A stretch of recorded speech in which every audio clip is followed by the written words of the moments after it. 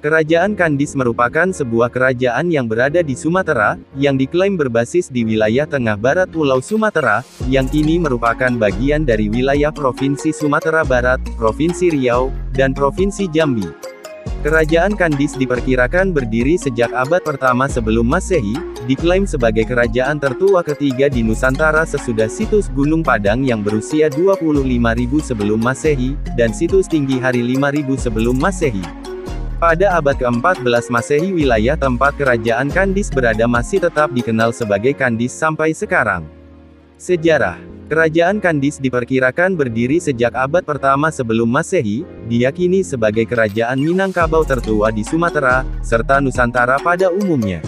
Pada abad ke-14 Masehi, di negara Kretagama bekas wilayah kerajaan Kandis masih disebut dengan Kandis, disebut sebagai salah satu wilayah Majapahit dalam sebuah karya sastra, Kakawin Nagara Kretagama yang ditulis pada tahun 1365 oleh Empu Prapanca, seorang bekas pembesar urusan agama Buddha di Istana Majapahit. Kerajaan ini diperkirakan berdiri pada abad pertama sebelum Masehi, artinya mendahului berdirinya Kerajaan Moloyo atau Dharmasraya di Sumatera Tengah. Dua tokoh yang sering disebut sebagai raja kerajaan ini adalah Datuk Perpatih Nan Sebatang dan Datuk Katu Manggungan. Maharaja Diraja, pendiri kerajaan ini, sesampainya di Bukit Bakau membangun sebuah istana yang megah yang dinamakan dengan Istana Damna. Putra Maharaja Diraja bernama Darmaswara dengan gelar Mangkuto Maharaja Diraja Putra Mahkota Maharaja Diraja, dan gelar lainnya adalah Datuk Rajo Tunggal. Datuk Rajo Tunggal memiliki senjata kebesaran yaitu keris berhulu kepala burung Garuda, yang sampai saat ini masih dipegang oleh Daniel gelar Datuk Mangkuto Maharajo Dirajo. Datuk Rajo Tunggal menikah dengan putri yang cantik jelita yang bernama Bunda Pertiwi.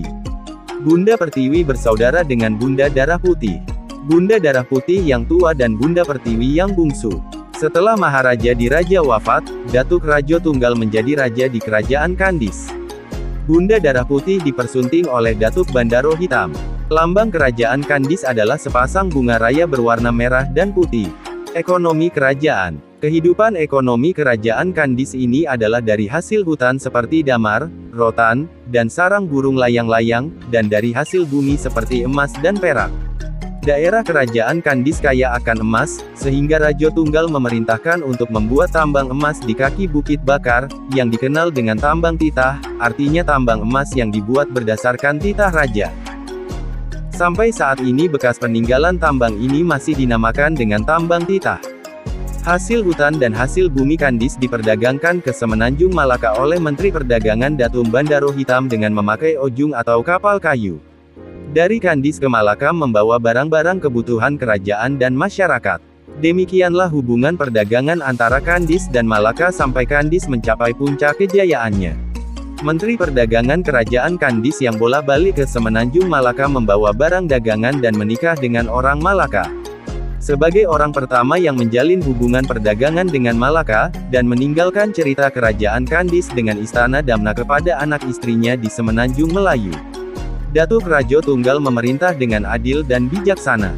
Pada puncak kejayaannya terjadi perebutan kekuasaan oleh bawahan raja yang ingin berkuasa sehingga terjadi fitnah dan hasutan.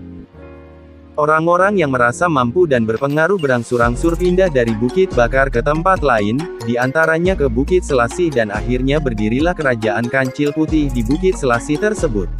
Air laut semakin surut sehingga daerah Kuantan makin terlihat dan banyak daerah yang muncul ke permukaan.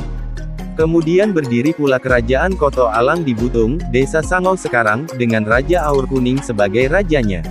Penyebaran penduduk Kandis ini ke berbagai tempat yang telah timbul dari permukaan laut, sehingga berdiri juga Kerajaan Putih Pinang Masak Pinang Merah di daerah pantai Lubuk Ramo sekarang. Kemudian juga berdiri Kerajaan Dang Tuanku di Singingi dan Kerajaan Imbang Jayo di Koto Baru atau yang sekarang disebut daerah Singingi Hilir. Dengan berdirinya kerajaan-kerajaan baru, maka mulailah terjadi perebutan wilayah kekuasaan yang akhirnya timbul peperangan antar kerajaan. Kerajaan Koto Alang memerangi Kerajaan Kancil Putih, setelah itu Kerajaan Kandis memerangi Kerajaan Koto Alang dan dikalahkan oleh Kandis. Kerajaan Koto Alang tidak mau diperintah oleh Kandis, sehingga Raja Aur Kuning pindah ke daerah Jambi, sedangkan Patih dan Temenggung pindah ke Merapi. Kepindahan Raja Aur Kuning ke daerah Jambi menyebabkan sungai yang mengalir di samping kerajaan Koto Alang diberi nama Sungai Salo, artinya Raja Bukak Selo Bukasila karena kalah dalam peperangan. Sedangkan Pati dan Temenggung lari ke Gunung Marapi, Sumatera Barat. Tidak lama kemudian, pembesar-pembesar kerajaan Kandis mati terbunuh oleh serangan Raja Sintong dari Cina belakang, dengan ekspedisinya dikenal dengan Ekspedisi Sintong. Tempat berlabuhnya kapal Raja Sintong, dinamakan dengan Sintonga. Setelah mengalahkan Kandis, Raja Sintong beserta prajuritnya melanjutkan perjalanan ke Jambi. Setelah kalah perang, pemuka kerajaan Kandis berkumpul di Bukit Bakar, karena kecemasan akan serangan musuh, maka mereka sepakat untuk menyembunyikan Istana Damna dengan melakukan sumpah. Sejak itulah Istana Damna hilang, dan mereka memindahkan pusat kerajaan Kandis ke Dusun Tuo Teluk Kuantan. Terima kasih telah menyaksikan, semoga Anda terhibur.